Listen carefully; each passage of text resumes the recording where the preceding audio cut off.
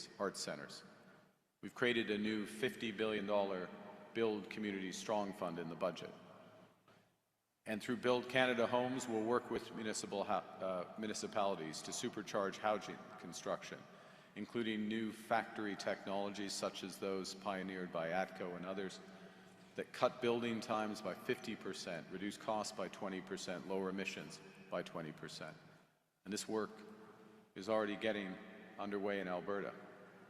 In Edmonton, in Edmonton, you started clapping for Edmonton. That's good. That's good. Let the record show. This, you see, cooperation it's infectious. And now Calgary and Edmonton are cooperating. Okay, I don't want to get carried away, but I want to point out that we've started this process. Build Canada Homes has started one of its first developments. I mean, we just set up this agency. We're just in the process. They're building over 350 homes on the village at Griesbach. Pendant que nous construisons chez nous, nous diversifions aussi nos partenaires en matière d'exportation et d'investissement dans le monde entier. Nous établissons des relations commerciales plus solides avec de nouveaux partenaires fiables pour doubler nos exportations hors des États-Unis au cours de la prochaine décennie. Ça représente 300 milliards de dollars de nouvelles commandes pour les ressources, les technologies de l'expertise canadienne. De nouveaux emplois pour les travailleurs d'ici en Alberta et de partout au Canada. We're focused on new partnerships abroad so that we can double our exports, over $300 billion more in the next decade. In the past 6 months, we've made deals with the EU, with Germany, with Sweden, with Indonesia. Last week, we agreed to launch ambitious free trade talks with India and the United Arab Emirates. The UAE also committed to invest $70 billion, $70 billion in Canada, a powerful vote of confidence in our economy and the largest foreign direct investment commitment in Canada's history.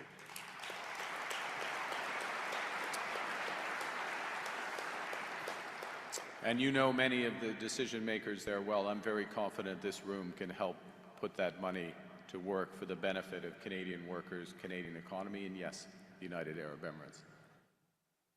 You know, as today's agreement attests, we know that it's not just about what we build, it's also about how we build. Building inclusively in full partnership with First Nations, Inuit, and Métis. Nous bâtirons en solidarité avec les travailleurs, en créant de bons emplois syndiqués. Parce que les prochaines décennies seront une période exceptionnelle pour les métiers spécialisés. I had the pleasure, after signing the MOU, to go to the Ironworkers 172. The next decades are going to be an incredible time to be in the trades. Et nous bâtirons de manière durable en mettant l'accent sur l'énergie à faible émission, le transport, le logement et l'industrie manufacturière afin de renforcer notre compétitivité parce que la réduction des émissions n'est pas seulement un devoir moral, c'est aussi un impératif économique. We'll build sustainably, but above all, we will build by buying Canadian. We will be our own best customer. When we build new ports, new mines, millions of more homes, we'll build Canadian, Canadian workers, Canadian steel, Canadian lumber. Now, before concluding, let me be clear that to catalyze the types of generational investments we need to grow our economy, we also need to transform government to make it more efficient and more effective. And that's why the federal government is spending less so that Canadians, Albertans, can invest more. You know, we've just come through a decade during which federal spending grew more than 8% year over year, twice the rate of growth of our economy. So we are slashing direct program spending. We're slashing that growth to a little more than 0.5%. Actually, it's less than 0.5% annually over the next 5 years.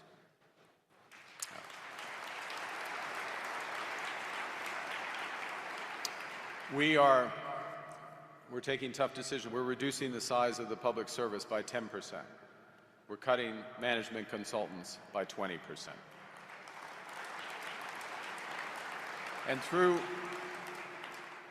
these choices, responsible choices, we will save Canadian taxpayers $60 billion by restructuring our operations, consolidating internal services, right-sizing programs. We will balance the operating federal budget deficit in 3 years.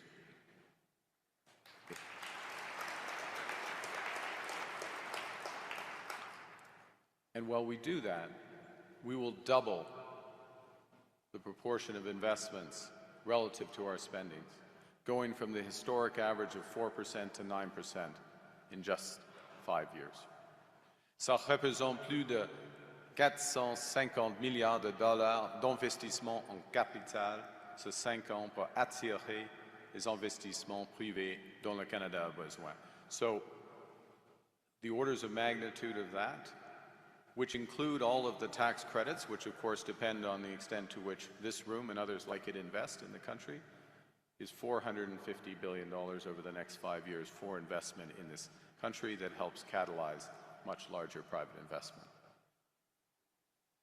Now, the other aspect of what we're doing before I conclude is that while we invest in the future, while we right-size government, we will protect the essential social programs that give every Canadian a fair chance to get ahead. And that includes childcare, dental care, pharmacare, the National School Food Program, as well as health, education, and social transfers to the provinces and territories.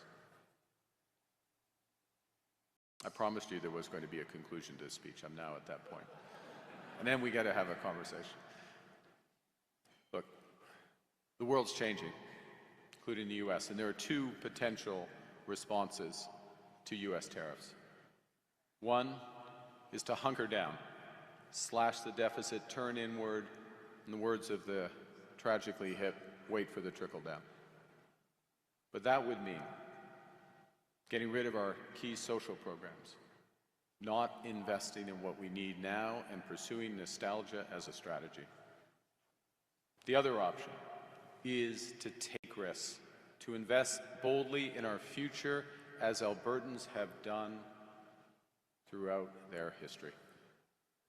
You know, I was born just north of the Alberta border in Fort Smith. When I was born,